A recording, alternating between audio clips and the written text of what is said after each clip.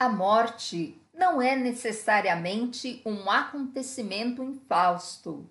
Nessa nossa sociedade, aprendemos que a morte é um acontecimento muito triste e infeliz. Na Índia, a morte de uma pessoa é motivo de verdadeira celebração, porque todos sabem que a alma se libertou das amarras do veículo físico. As pessoas se sentem felizes por essa alma. Quando uma extensão de alma sofre num veículo físico, ao quebrado e doentio, a morte se torna um amigo benfazejo. A medicina ocidental procura manter as pessoas vivas a qualquer custo. Essa identificação materialista nem sempre corresponde aos objetivos da alma. As pessoas precisam entender que a continuação da vida num corpo físico não é a meta mais elevada a ser atingida. Quando uma pessoa morre, ela não perde sua individualidade. Do outro lado, ela continua sendo a mesma pessoa que foi neste lado. A única diferença é que ela deixa de ter seus corpos físico e etérico.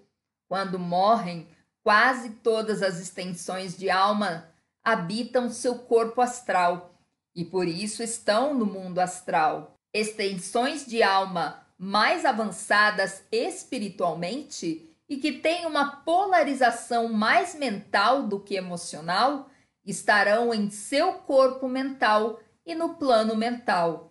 Esotericamente, esse plano de existência é chamado Devachan. Os iniciados que estão num estado de consciência ainda mais elevado encontrar-se-ão em seus corpos búdico, átmico ou de luz ou ascensionado. O lugar para onde as pessoas vão ao morrer é totalmente determinado pelo desenvolvimento que tiveram em suas vidas anteriores e na que está sendo concluída.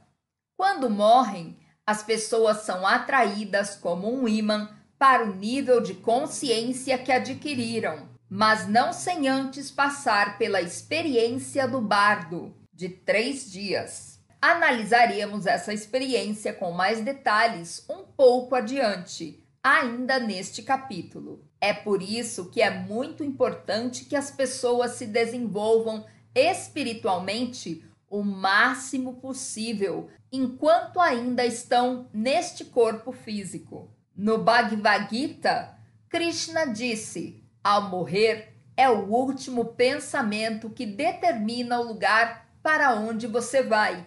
Isto é verdade, e assim de fato toda a nossa vida é um esforço no sentido de morrer com o pensamento voltado para Deus. Esse mesmo processo acontece quando dormimos à noite. O lugar para onde vamos quando dormimos é determinado pelo último pensamento que temos antes de adormecer.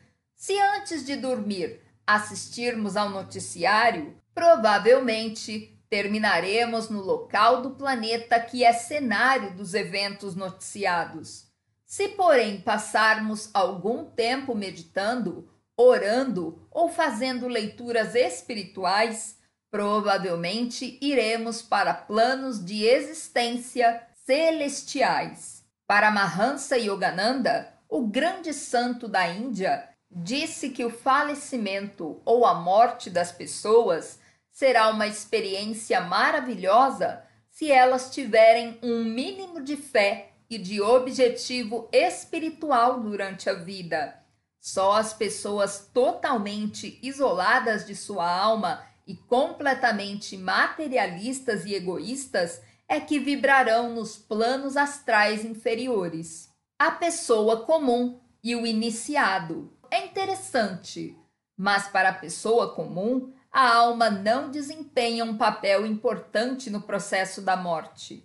Quando uma extensão de alma não é muito evoluída, a alma não exerce uma função importante na vida da extensão de alma, em nenhum nível da existência, nem mesmo na morte. O único papel que a alma desempenha é o determinar o fim do ciclo da vida encarnada, quando o veículo físico degenera e é dominado pela doença.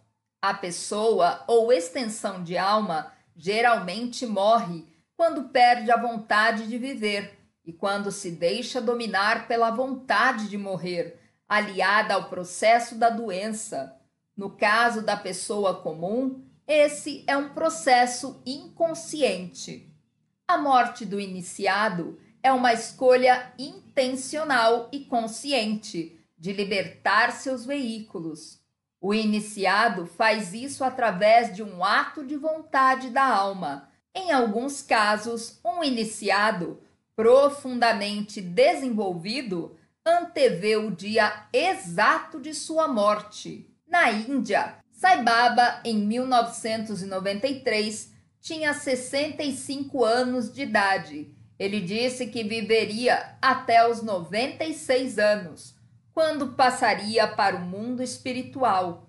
Sai Baba é um exemplo extraordinário, porque ele não só sabia quando ia morrer, mas também conhecia o corpo em que ia nascer na próxima encarnação. Também, Paramahansa Yogananda sabia o momento em que iria morrer e partiu conscientemente. Ele fez uma palestra para um grande público e, ao terminá-la, deixou conscientemente o corpo. Depois da morte, seu corpo ficou inundado de tanta luz que se manteve em perfeito estado de conservação durante quase por 3 semanas. Os agentes da funerária disseram que nunca tinham visto nada parecido.